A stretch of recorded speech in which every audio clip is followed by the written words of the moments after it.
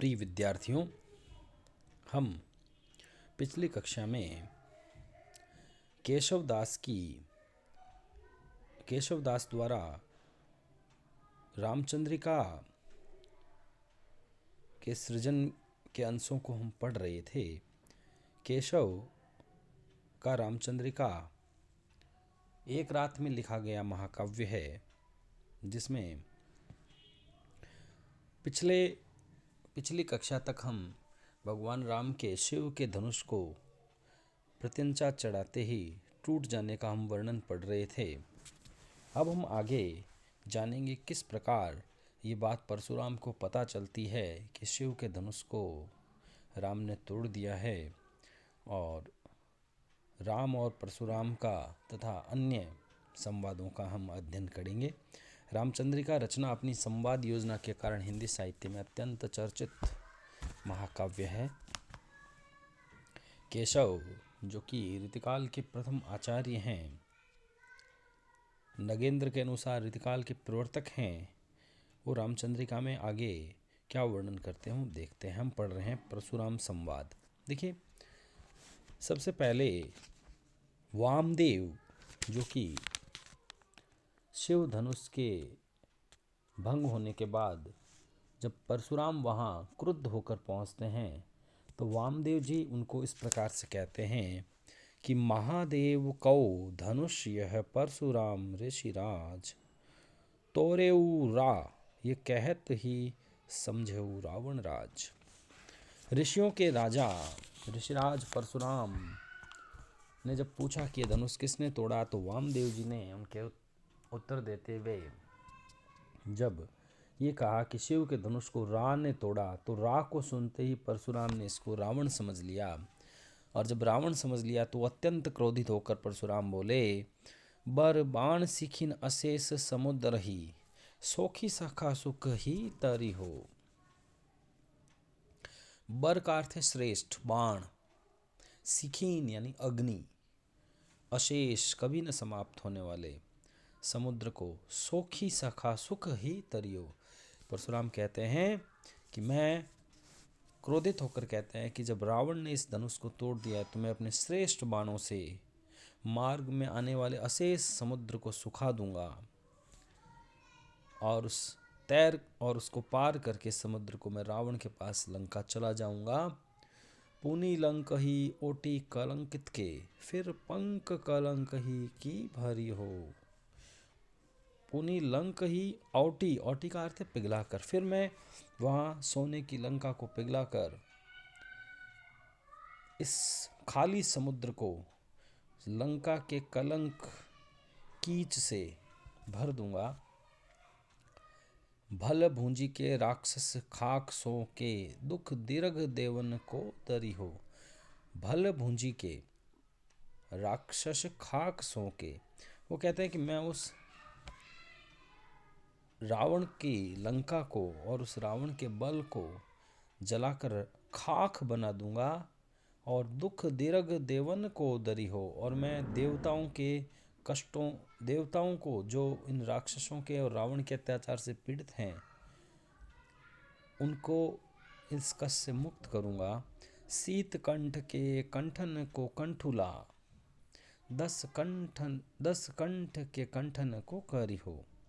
शीतकंठ यहाँ शिव को कहा गया है कि शिव जो है उसके कंठ में मैं रावण के 10 सिर को अपने कुठार से गले काटकर और उन 10 सिरों की माला बनाकर शिव के गले में अर्पित करूंगा, क्योंकि उसने शिव धनुष का भंग किया है। तो ये आवेश और उत्तेजना में परशुराम की मनोभावाभिव्यक्ति का चित्रण है, और भगवान शिव के प्रति उनकी अनुपम श्रद्धा का वर्णन है। अंतिम पंक्तियों में जो कंठ और 10 कंठ है, शीतकंठ है, यहाँ पर यमक अलंकार दृष्टव्य है, और संपूर्ण पद में चूंकि प्रत्येक चरण में 24 गणों का और 8 सगण का प्रयोग, इसलिए दुर्मिल सवैया है, सवैया छंद में लिखा गया था। अगला देखिए अंश, बौरी सब रघुवंश कुठार की, धार में बारणी बाजी सरथ ही। अब जब तुरंत ही परशुराम को वामदेव के कहने पर यह मालूम होता है कि अरे ये धनुष रावण ने नहीं राम ने तोड़ा है, तो वे बहुत क्रोधित हो गए और वो कहते हैं बौरों सबे रघुवंश कुठार की, कि मैं अपनी इस कुठार के धार से समस्त रघुवंश को, उनके बारणी बाजी अर्थात हाथी घोड़ों को, समस्त उनकी सेना को रथ सहित नष्ट कर दूंगा। बौरों का अर्थ डुबो दूंगा। बाण की वायु उजाड़ के लक्षण, कि मैं बाण के भीषण प्रहार से लक्ष्मण को समाप्त कर दूंगा। लक्ष्य करो अरिहा समरथ ही, और अरिहा शब्द है शत्रुघ्न के लिए, अरिहा शब्द का अर्थ है शत्रुघ्न, और मैं उस ताकतवर समर्थ शत्रुघ्न को भी जो है मौत की घाट उतार दूंगा। राम ही वाम समेत पठैवन, राम को वाम सहित पत्नी सहित जो है वन में भेजकर कोप के भार में भूंजो भरत ही, और अपने दुख की अग्नि में भरत को जो है क्रोध के भांड में भूंज दूंगा। जो धनु हाथ धरे रघुनाथ, तो आजू अनाथ करो दशरथ ही, और जो धनुष में हाथ रखे हुए श्री राम हैं उनका मैं सामना करके, मेरे सामने यदि वो धनुष, मेरे सामने जो उन्होंने शिव का धनुष उठाया है, उस हेतु मैं उनको नष्ट करके मैं समस्त रघुवंश के मूल को, दशरथ को अनाथ कर दूंगा। तो इस प्रकार से यहाँ क्रोध की व्यंजना हुई है परशुराम जी के। आगे देखिए, राम देखी रघुनाथ रथ ते उतरे, बेगी द्वय रहे भरत को हाथ, आवत राम बिलोकियो। राम देखी रघुनाथ, श्री राम ने क्रोध में आए हुए परशुराम को देखा तो शीघ्रता से रथ से उतरे, बेगी दय, शीघ्रता से रथ से उतरे, बेगी का मतलब शीघ्र ही, भरत का हाथ उन्होंने अपने हाथ में थाम रखा था और परशुराम की ओर चल पड़े। तब परशुराम ने श्री राम को देखा। किस प्रकार से देखा वो हम आगे पढ़ते हैं। परशुराम शिव धनुष के भंग होने पर जब परशुराम आए और श्री राम और लक्ष्मण के रूप सौंदर्य को देखकर एक बार वो मोहित हो गए और अपने मन में ये सोचने लगे, अमल सजल घनश्याम बपू केशोदास। केशवदास जी कहते हैं कि एकदम निर्मल, सजल, अत्यंत आकर्षक, घनश्याम, काले बादलों के समान सुंदर श्री राम को बताया गया है। चंद्र होते चारों मुख, सुखमा को ग्राम है। चंद्र के समान उनका मुख और सुखमा यानी सौंदर्य, सुषमा को ग्राम है, कि इनको देखकर ऐसा लगता है कि तो सुख और सौंदर्य के आगार हैं, चंद्रमा के समान हैं।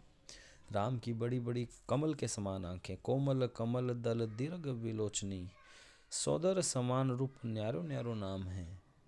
सौदर समान रूप, सौदर का मतलब सहोदर, ये दोनों सहोदर भाई जो है एक जैसे रूप वाले, लेकिन इनका अलग अलग नाम है।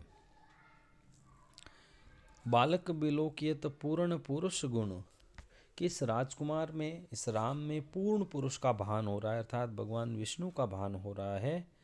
मेरो मन मोहियत, ऐसो एक जाम है, और इन्होंने अपने रूप और गुणों से मेरे मन को मोह लिया है। मैं वीतरागी सन्यासी व्यक्ति भी इनके प्रेम पाश में बंध गया हूँ।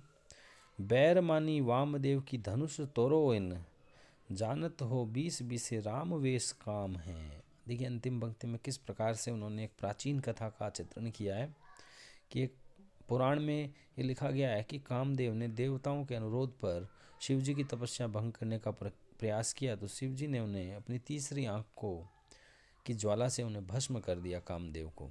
तो कामदेव जी का शिवजी से पुराना बैर है। अब यहाँ पर उसी की बात करते हुए, उसी कथा को उद्धृत करते हुए केशवदास जी कहते हैं कि ऐसा लगता है जैसे कामदेव ने अपने बैर चुकाने के लिए, अपनी दुश्मनी चुकाने के लिए राम के रूप में अवतार लिया है और शिव के धनुष को तोड़कर अपना प्रतिशोध लिया है। राम कहते हैं, अगले पद में राम परशुराम जी को कहते हैं, परशुराम क्रुद्ध हो गए हैं और राम उन्हें शांत करना चाहते हैं, तो वे परशुराम को समझाते हैं, टूटै टूटन हार तरु वायु ही दीजत दोष, त्यों अब हर के धनुक को हम पर कीजत रोष।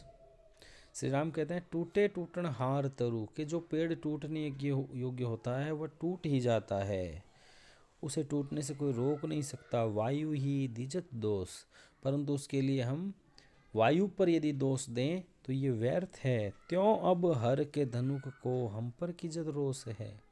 इसी प्रकार से शिवजी के धनुष के टूटने पर आप हम पर क्रोध कर रहे हैं, ये क्रोध उचित नहीं है। हम पर कीजत रोष काल गति जानी न जाई। आप हम पर रोष कर रहे हैं, आपको काल की गति पर, परिवर्तनशील समय का विचार करना चाहिए। काल की गति कोई थोड़ी जान सकता है। होनहार होए रहे, मिटे मेटो न मिटाई, कि जो होनहार होता है अर्थात जो होनी होती है, जो घटना नियत होती है वह होकर रहती है, उसे कोई नहीं रोक सकता। मिटाए मेटी न मिटाई, हम चाहे कितनी भी कोशिश कर लें वह मिटाने पर भी नहीं मिटती है। जब होनहार बलवान है, होनहार होए रहे, मोह मद सबको छूटे, जब होनी होती है, होनी बलवान होती है, होनी होकर रहती है, तो हमारा मोह और मद करना व्यर्थ है।